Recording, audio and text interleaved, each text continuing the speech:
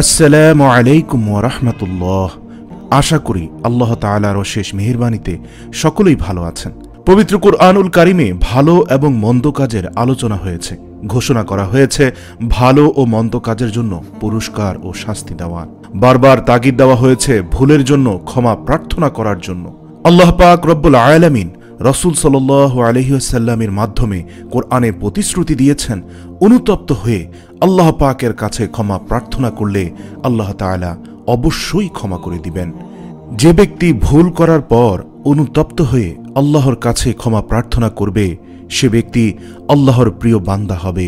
কেননা অপরাধী বান্দা যখন আল্লাহর কাছে ক্ষমা প্রার্থনা করে আর আল্লাহ যদি তাকে ক্ষমা করে দিয়ে থাকেন, তার ইস্তেগফার কবুল করে থাকেন, তখন সেই ব্যক্তি নিষ্পাপ হয়ে যায় এবং আল্লাহ রাব্বুল আলামিন ক্ষমা চাওয়াকে অত্যন্ত পছন্দ করেন। ক্ষমা প্রার্থনা করলে তিনি অত্যন্ত খুশি হন। এজন্য আমাদের আল্লাহ পাকের কাছে ক্ষমা প্রার্থনা করতে হবে। খাঁটি তওবাতেই রয়েছে মুক্তি।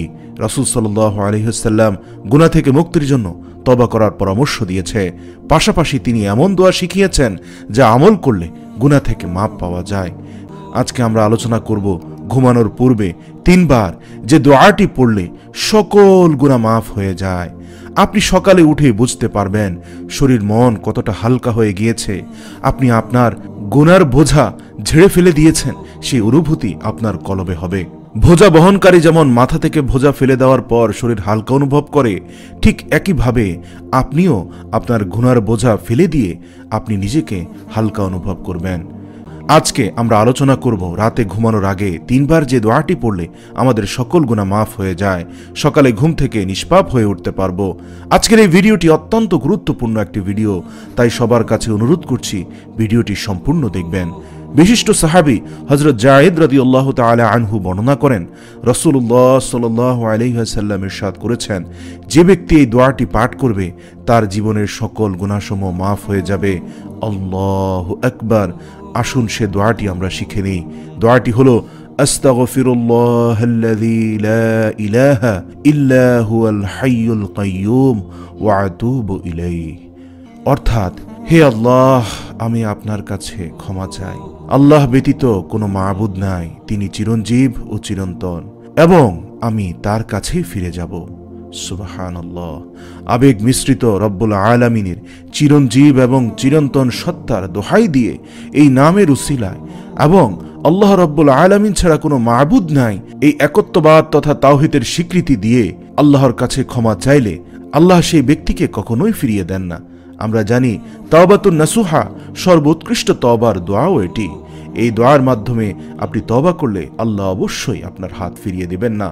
বন্ধুরা, এই দোয়াটি আমাদেরকে বেশি বেশি করে পাঠ করা দরকার। অন্তত রাতে ঘুমানোর আগে এই দোয়াটি 3 বার পাঠ করুন। আল্লাহ তাআলা আপনার জীবনের গুনাহগুলো মাফ করে দিবেন ইনশাআল্লাহ। মনে রাখবেন, হাদিস শরীফে আস্তাগফিরুল্লাহাল্লাযী লা ইলাহা ইল্লা হুয়াল হাইয়ুল কাইয়্যুম ওয়া আতুবু ইলাইহি, এই দোয়াটির ব্যাপারে সুস্পষ্ট হাদিস রয়েছে। কিন্তু আমরা ইস্তেগফারের জন্য যে দোয়াটি পড়ি, আস্তাগফিরুল্লাহ রাব্বি মিন কুল্লি জামবি ওয়া আতুবু ইলাইহি লা হাওলা ওয়ালা কুওয়াতা ইল্লা বিল্লাহ, এই দোয়াটির ব্যাপারে হাদিসে কোনো সুস্পষ্ট রেফারেন্স নেই। কিন্তু এই ইস্তেগফার পড়লেও আল্লাহ আপনাকে ক্ষমা করবেন। কিন্তু আমাদের উচিত হবে রাসূল সাল্লাল্লাহু আলাইহি ওয়াসাল্লাম যে ইস্তেগফার শিখিয়েছেন সেটি মুখস্থ করা। কিন্তু দুর্ভাগ্যজনকভাবে বাংলাদেশের অধিকাংশ মানুষই রাসূল সাল্লাল্লাহু আলাইহি ওয়াসাল্লামের শিখানো ইস্তেগফারের থেকেও আলেম ওলামাদের শিখানো ইস্তেগফারের দোয়াটি বেশি জেনে থাকি। আমাদের উচিত দুটোই জানা এবং দুটোর উপরে আমল করা। বেশি আমল করা উচিত হাদিস শরীফে যেই ইস্তেগফারের কথা বলা হয়েছে সেই ইস্তেগফারের দোয়াটির উপরে বেশি আমল করা উচিত। আপনি সকালবেলা ঘুম থেকে ওঠার পরেই দেখতে পারবেন, বুঝতে পারবেন আপনার শরীর মন সব হালকা হয়ে গিয়েছে, আপনার গুনাহ সব মাফ হয়ে যাবে। এই দোয়াটি রাতে ঘুমানোর আগে